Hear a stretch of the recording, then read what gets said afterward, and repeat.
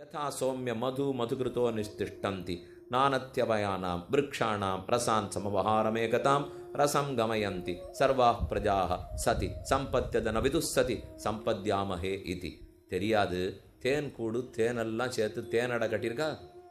அதில் இந்த புஷ்பத்துலேருந்து தேன், இந்த புஷ்பத்துலேருந்து தேன், இந்த புஷ்பத்துலேருந்து தேன், தேனீக்கள் எல்லாத்தையும் கொண்டு போய் தேன் கூட்டில் சேர்த்தாச்சுப்போ அந்த தேன் கூட்டில் இருக்கும் தேன் எங்கெங்கே வந்தோம்னு தெரியுமாண்ணா? தெரியாது இல்லையோ. எந்தெந்த புஷ்பத்துலேருந்து வேணால் வரட்டும், வந்தால் தேன் கூட்டுக்கு போய் சேர்ந்தாச்சுப்போ அப்போ அதுக்கப்புறம் தெரிய போகிறது இல்லை.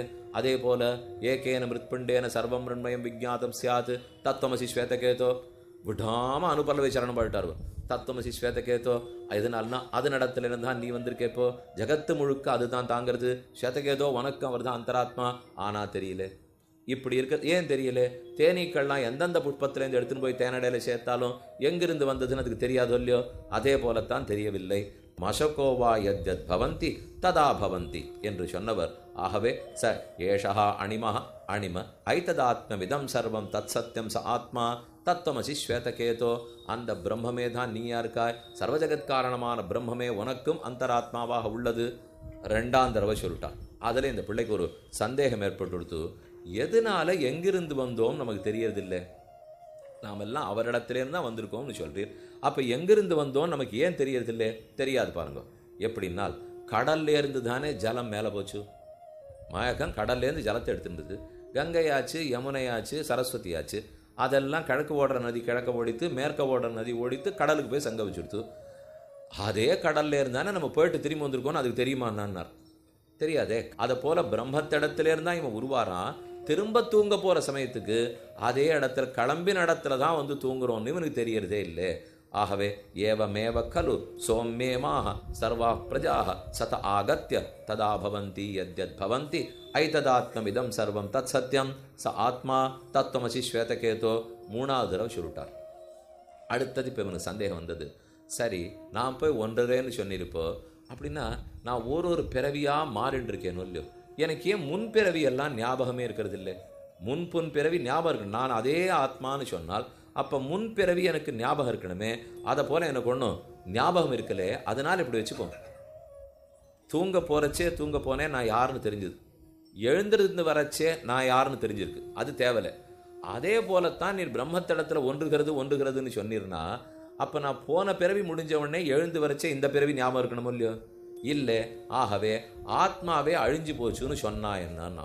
அது போனா என்ன? இப்போ என்ன போன பிறவி ஞாபகம் இல்லையே. ஆத்மா இருக்கிறார். அந்த போன பிறவி ஞாபகம் வரும். அதற்குரிய சம்ஸ்காரங்கள் இல்லை, அவ்வளவுதான். அந்த யோகம் இருந்ததுன்னா போன பிறவி ஞாபகம் வந்துடும். மொத்தமே ஒரு ஆத்மா மரத்திலேருந்து பரப்பு போயிட்டா மரமே பட்டு போகிறது. அதை போல இந்த ஜீவன் சரீரத்திலேருந்து மேலே பட்டு போகிறார். மொத்தமே பட்டு போய் விடுறது. சரீரம் பட்டு போகுமே தவிர ஆத்மா பட்டு போகாதுன்னு புரிந்துகொள். ச ஏஷ சய ஏஷ அணிமஹ ஐததாத்மவிதம் சர்வம் தத் சத்தியம் ச ஆத்மா ஸ்வேதகேதோ. நாலாவது தடவை சொல்லிட்டார். அதுக்கு மேலே இந்த பிள்ளைக்கு சந்தேகம் வந்தது. சூக்ஷ்ம அவஸ்தையிலே பரப்பிட்டு போகிறார். அதாவது இந்த இவரிடத்துலேருந்து தான் பிரபஞ்சமே உருவாச்சுன்னு சொல்கிறீர். இந்த வரும் சூக்ஷ்மமாக இருக்கார். நீர் சொல்கிறதே இப்போ ஐததாத்மியம் சின்னவர் சூக்ஷ்மங்கிறீர். இந்த சூக்ஷ்மத்திலேருந்து இத்தனை ஸ்தூலமான ஜகத் உருவாகுமான்னு என்னால் நம்ப முடியலையே. நான் அதுக்கு அந்த சுவாமி பதில் சொல்கிறார். போ, அங்கேருந்து அந்த ஆலமரத்து பழத்தை கொண்டான்னார். ஆலம்பழத்தை எடுத்துன்னு வந்தான். வெட்டுன்னார். ரெண்டாக வெட்டினான். அதுலேருந்து ஒரு விதையை எடுன்னார். நிறையா இருக்கா? நிறையா இருக்குன்னா. ஒரு விதையேடு எடுத்தான். என்ன தெரியாது, ரொம்ப சின்னதாக இருக்குண்ணா. வெட்டுன்னார். வெட்டினா என்ன இருக்குது? ஒன்றுமில்லைண்ணா. என்ன ஒன்றுமில்லைங்கிற? ஆலமரம் இருக்கா இல்லையான்னார். ஆலமரம் எங்கே சுவாமி? நீ சொன்னதைத்தான் நான் பண்ணிட்டு இருக்கேன். இப்போ வெட்டித்தானே பார்த்தேன், ஒன்றும் காணும்னார். அப்படி சொல்லக்கூடாது பிள்ளாய். இதுலேருந்து ஆலமரம் இருக்குது, ஒழுங்கா பாரு. உனக்கு கண்ணு தெரியலையோன்னு போனார். பார்த்துட்டு எனக்கு தெரியல, என் கண்ணுக்கு ஆலமரம் தெரியல. சரி, அதை விதைன்னார். போய் விதைச்சிட்டான். வா, இப்போ வராதே, அது எத்தனை வருஷம் கழிச்சு வருமோ போயிட்டு வான்னார். போயிட்டு பிள்ளை வரணுமோ புரிஞ்சுட்டான். ஓஹோ, அப்பா தள்ளி விடுறதுக்கு பார்க்குறார். ஆமாமா, இதில் ஆலமரம் இருக்குன்னா. இப்போ தானே இல்லைன்னு சொன்னேன், இருக்குங்கிறியனால் அதை புரிஞ்சுக்கோ. ஒன்றுமில்லாத சின்ன விதைன்னு இருந்தாலும் அந்த ஆலமரத்தினுடைய அத்தனை பண்புகளும் அதுக்குள்ளே தான் இருக்குது.